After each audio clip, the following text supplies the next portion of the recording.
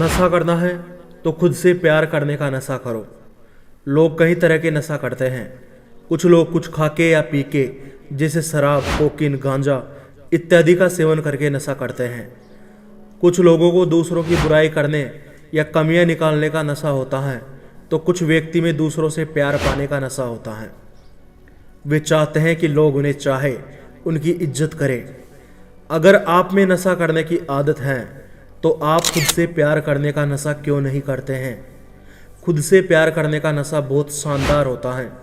खुद से प्यार करने का मतलब है हमेशा अपनी कमियों पर ध्यान देने के बजाय खुद को समझने की कोशिश करना, सभी प्रकार की गिल्ट या अपराध बोध को छोड़ देना, गलतियों का अफसोस करने के बजाय खुद को माफ कर देना व गलतियों को सुधारते रहने का प्रयास करना। खुद से प्रेम करने के विषय में हम पहले भी बात कर चुके हैं। अगर आप इस बात को और अच्छे तरीके से समझना चाहते हैं तो उस वीडियो की लिंक डिस्क्रिप्शन में दी हुई है।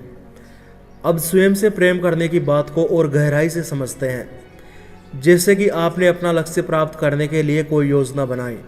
जैसे आपने आज निर्णय लिया कि अगले 3 महीनों तक मैं रोजाना सुबह 5 किलोमीटर दौड़ लगाऊंगा और अपना वजन कम करूंगा, कम खाना खाऊंगा इत्यादि। अब आप 5-6 दिन सुबह 5 किलोमीटर दौड़ करने चले भी जाते हैं तथा आपने जो नियम बनाए थे उन्हें फॉलो भी करते हैं, लेकिन 7वें दिन आप दौड़ लगाने नहीं जाते हैं या ज़्यादा खाना खा लेते हैं। कारण चाहे जो भी हो, वो आपका आलस हो या आपका कोई ज़रूरी काम हो।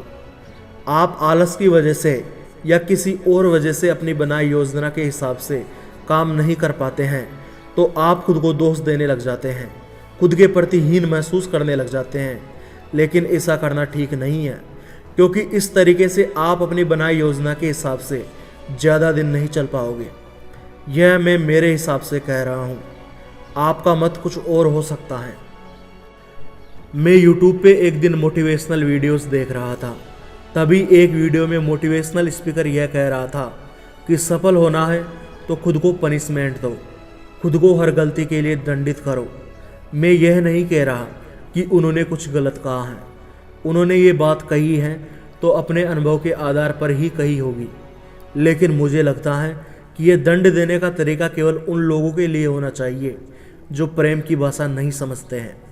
मुझे लगता है कि ज़िंदगी में सफल होना है तो खुद को प्यार करो।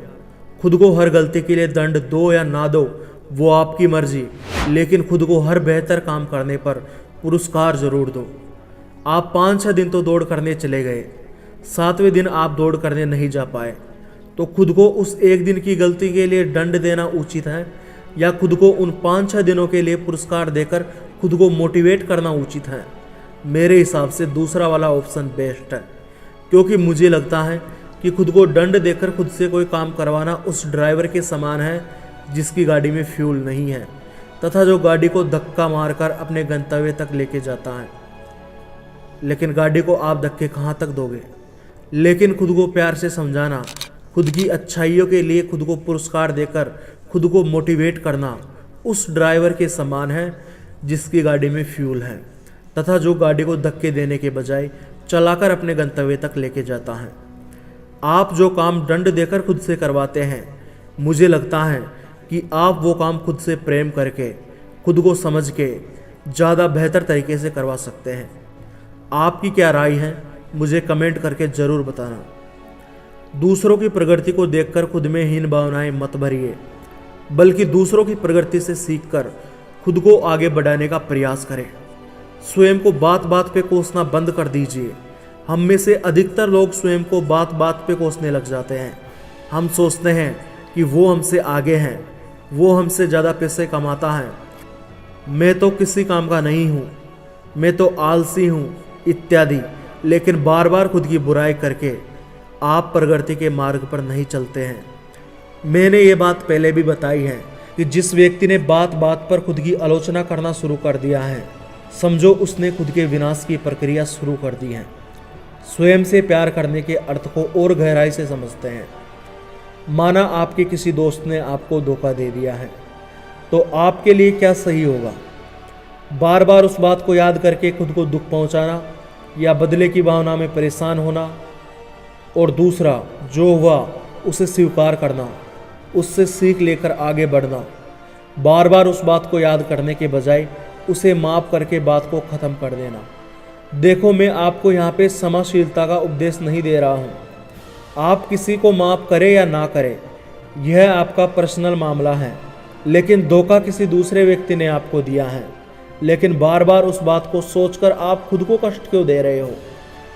अगर किसी व्यक्ति को या खुद को माफ़ कर देने से आपके कष्ट कम हो रहे हैं तो इसमें क्या गलत है?